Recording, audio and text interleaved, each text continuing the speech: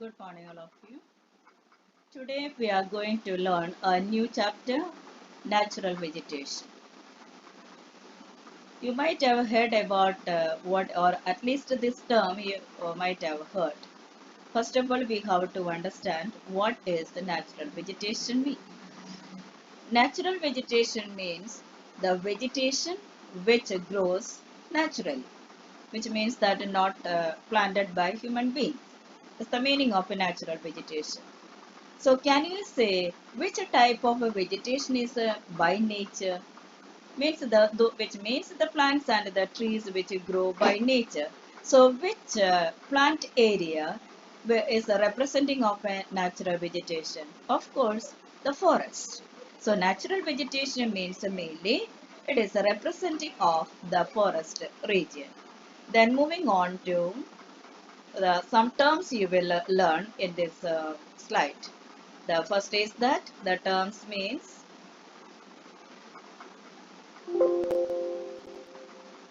okay. Certain time, first of all, how to understand the meaning, the proper meaning of a natural vegetation. It means the plant cover that has not been disturbed over a long time, so as to allow its the individual species to adjust themselves fully to the climatic and soil conditions. Then we will split the sentence and will understand the meaning of the proper meaning of a natural vegetation. The plant cover I understood another area of the plants and the trees that has not been disturbed over a longer time. Means for a longer time, that area, whatever the plants and the trees are growing, are not being disturbed for a longer time. Clear? So, what is the benefit for such the trees and or the forest area if they are not being disturbed by for a longer time, so that the individual species of a plants could adjust themselves fully to the climatic and soil conditions. So, if not disturbed by outsiders, means especially not disturbance means that mainly can come from human beings only.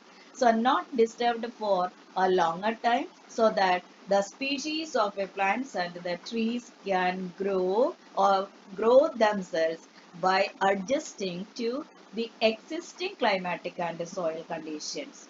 Okay, so they will grow themselves. Is the meaning of the natural vegetation.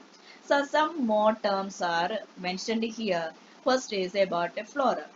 Flora you might have already learned in a biology class also. Flora means the plant kingdom.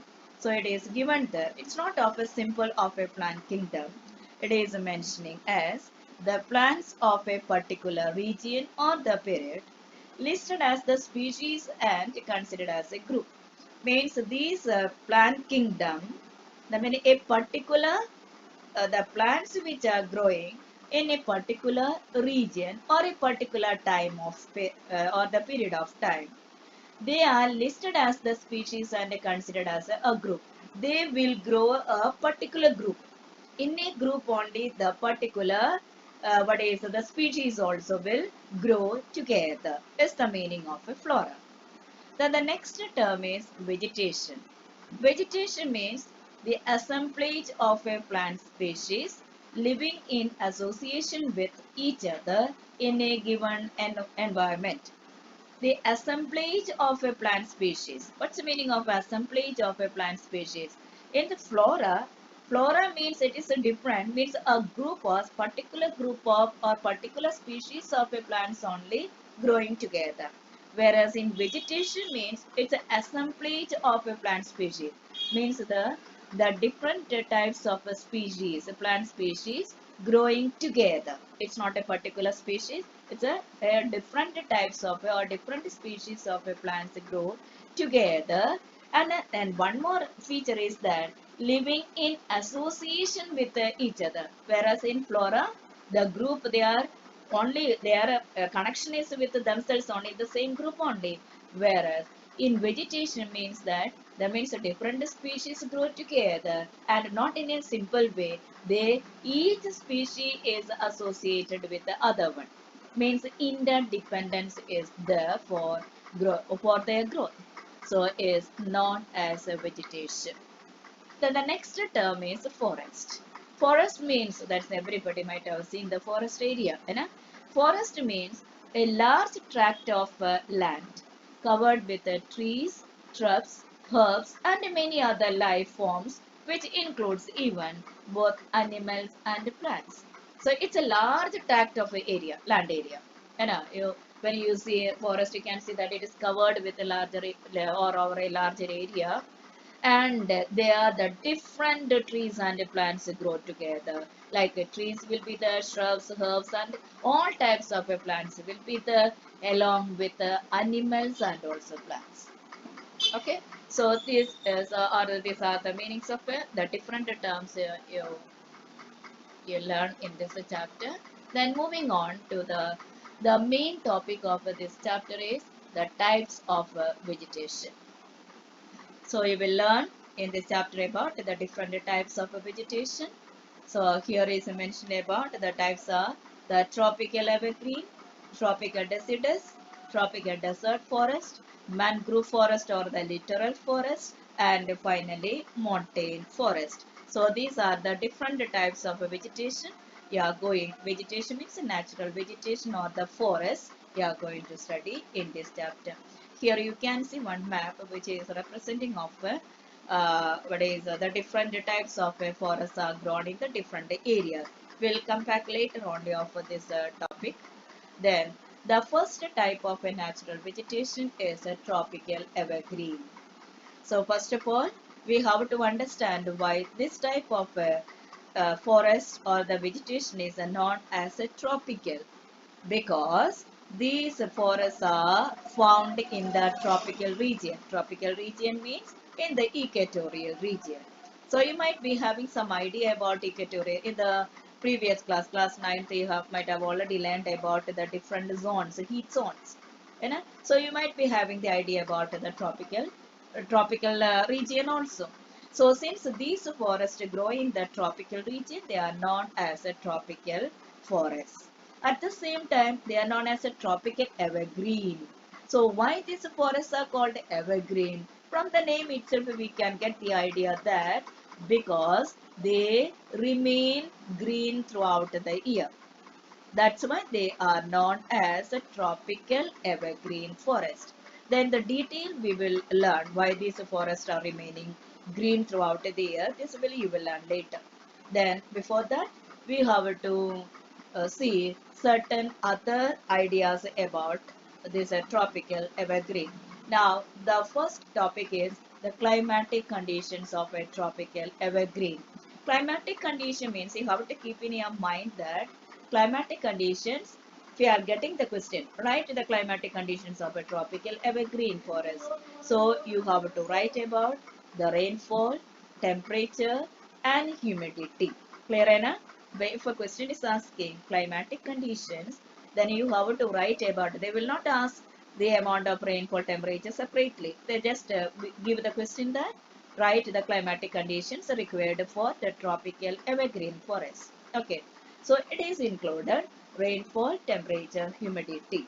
Clear enough? So always rainfall is mentioned with the unit of a centimeter, and temperature with a degree Celsius, and humidity with a percentage.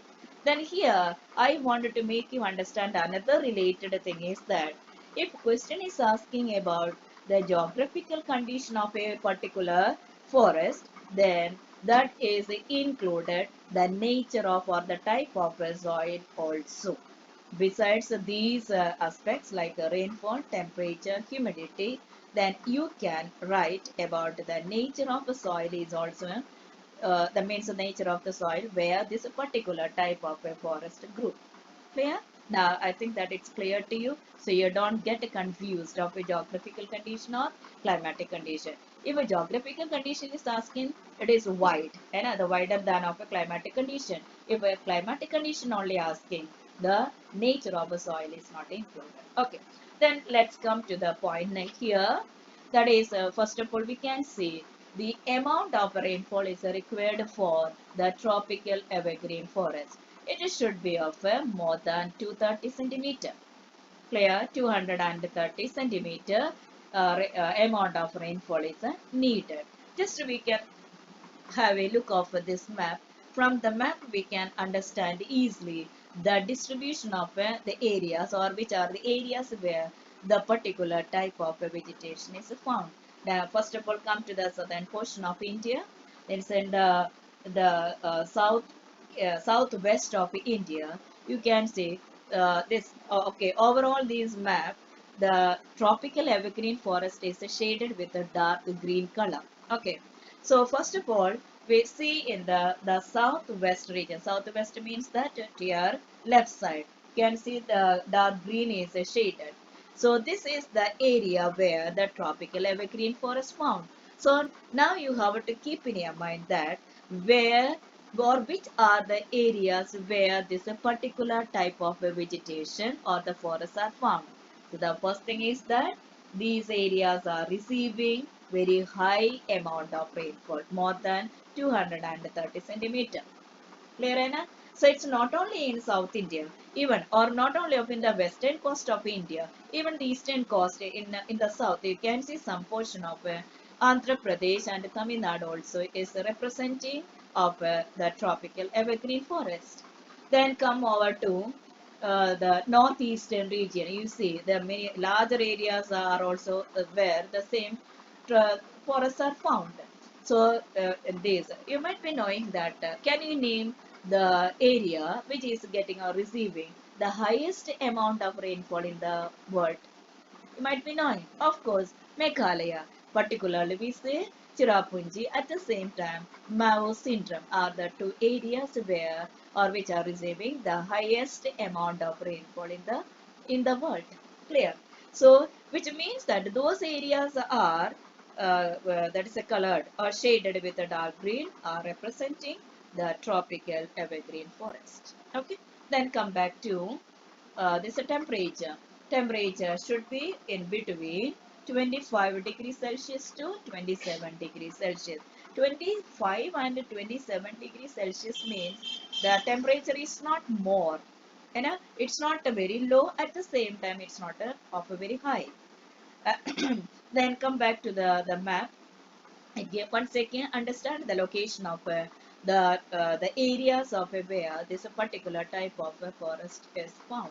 That is, I said that say this southwest areas in the northeastern areas also. You know, one particular or speciality of these areas you can see all these areas are locating at the coastal areas only, at the coast only.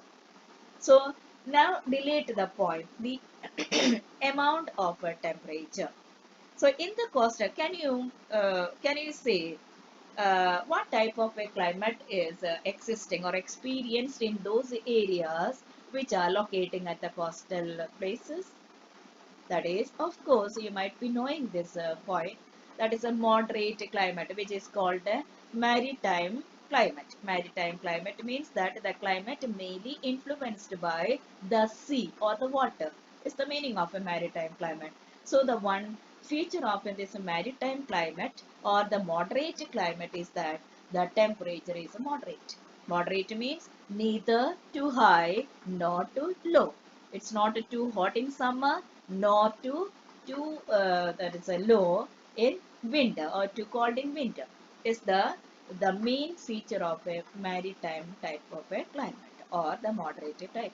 That's why since the temperature is of a moderate, that's why this type of a climate is known as a moderate also. So why this kind of a moderate climate is existing or a temperature is experienced? It's because of the moderate or the influence of the sea only. The sea is regulating the temperature of these areas. That's why only the temperature is as remaining as of a moderate always. Okay. Then moving on to the next feature is about. So the temperature is between 25 degrees Celsius to 27 degrees Celsius. Then next is about humidity. Humidity exceeds 77 percentage. Now we can relate in how it is relevant to those areas where the tropical evergreen forests grow. So all those areas that I already mentioned that of a coastal regions only. Coastal region means influence of the sea or the water is there. So that's why, of course, the amount of humidity also will be high. So now you can relate all these points regarding the rainfall, temperature, humidity with the map which is given there. Okay, so this way you have to learn these points. Otherwise, when you learn the similar topics or the headings only you are going to learn throughout the chapter, confusion will be there. So it's better that you relate these points along with the map. Now come over to the areas where this type of the vegetation or the forests are found. Clear? That is already learned. And now I'm not, from the map you already got the idea that which are the areas where these forests are grown. That is, first of all, the western slopes of the Western Ghats, where in South India the green color is shaded. That is of the Western Ghats only. So the western slopes of the Western Ghats, even northeast region, and many states are there in the northeast.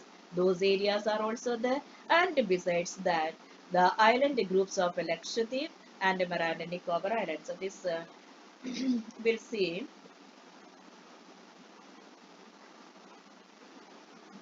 We'll see it in the map.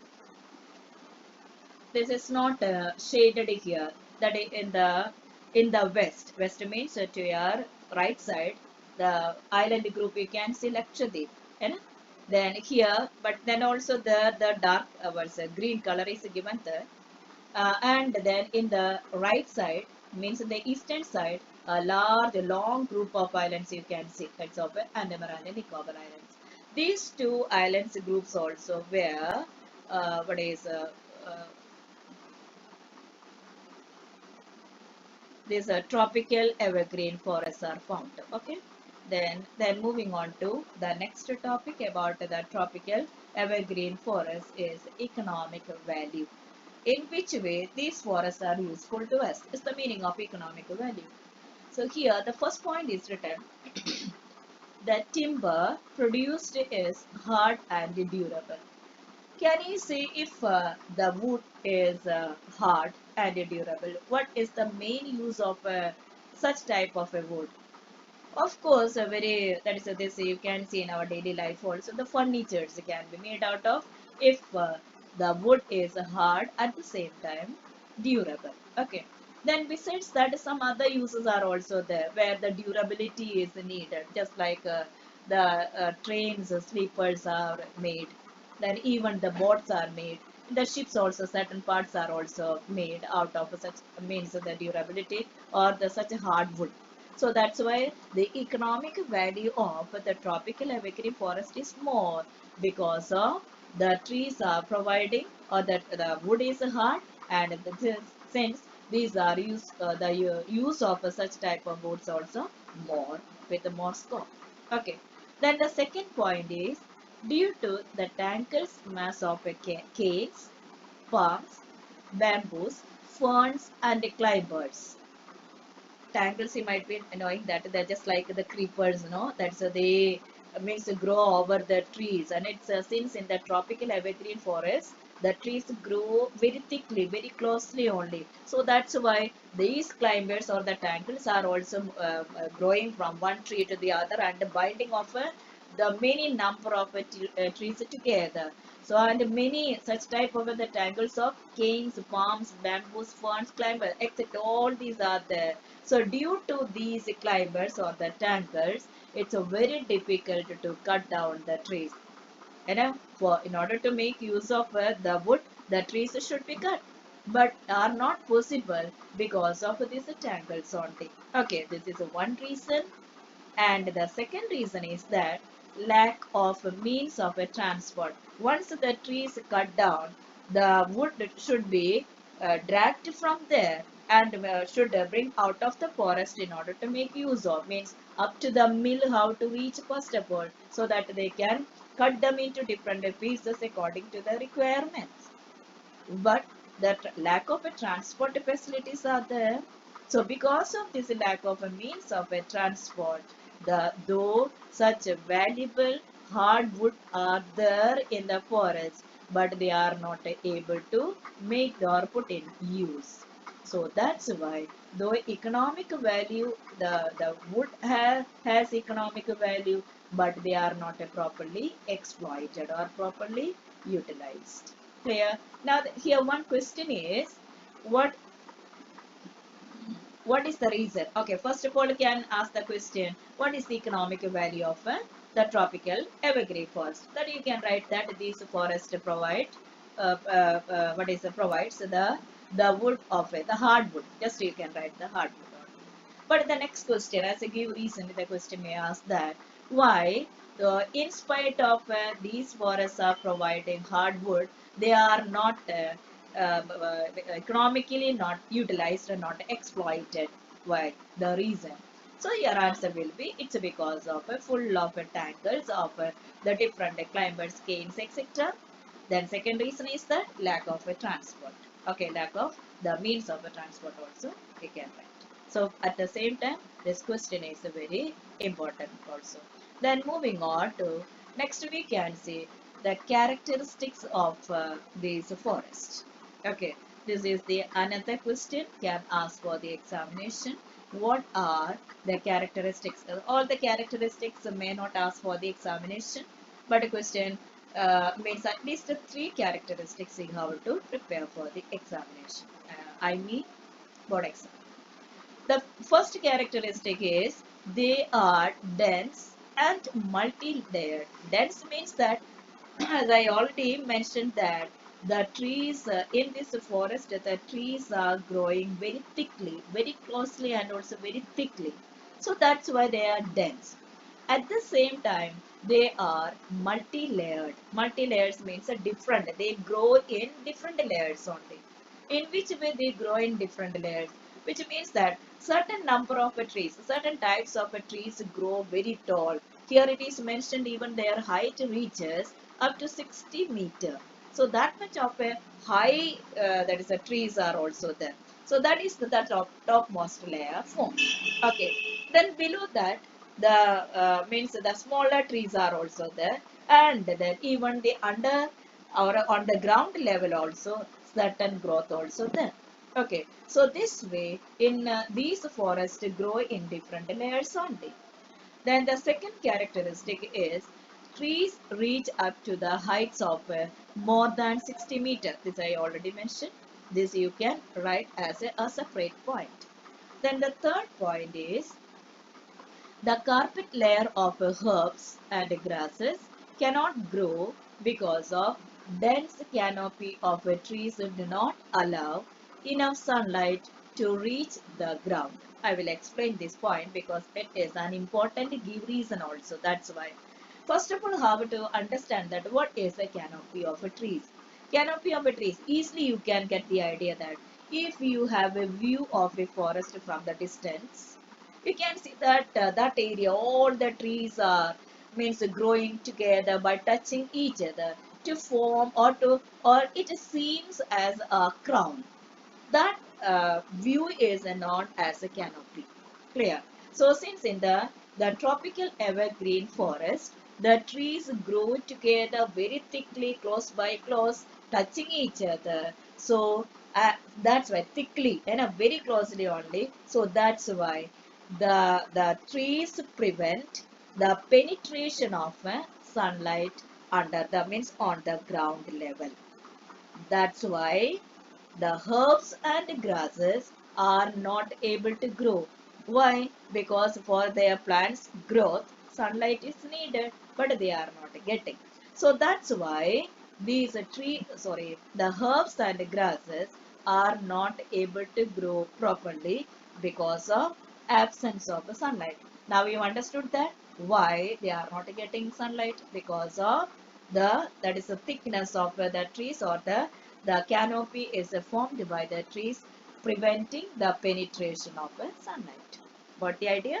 So the question is, now you understood the question now, why that the undergrowth is not possible in the tropical evergreen. Then moving on to the last point, the trees do not have a fixed time to shed their leaves. That's why These forests appear green all the year round. This point just I mentioned there when we started the topic tropical evergreen. There I already mentioned that these forests are known as evergreen because they remain green throughout the season. Sorry, because they remain green throughout the year. There I did not give the reason why they are remaining as the green. Clear? So now you have to understand the reason. The the trees in the tropical evergreen remain evergreen or green throughout the year because the reason or because they remain as green throughout the year. It is because of the trees or these forests do not have a fixed time to shed their leaves. What is the meaning of if they don't have a fixed time? It does not mean that that's any time they shed their trees. It's not like that. It is like this.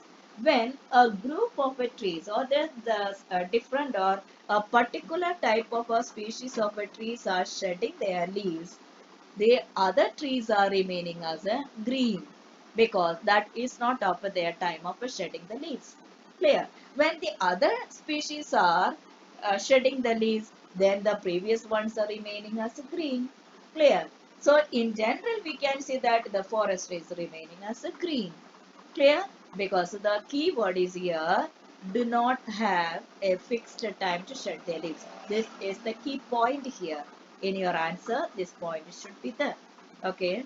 Now I hope that you understood the fourth point. Since the trees do not have a fixed time to shed their leaves, the forest is remaining green throughout the year. That's why these forests are known as evergreen forest. Now, I hope that you understood. Thank you very much.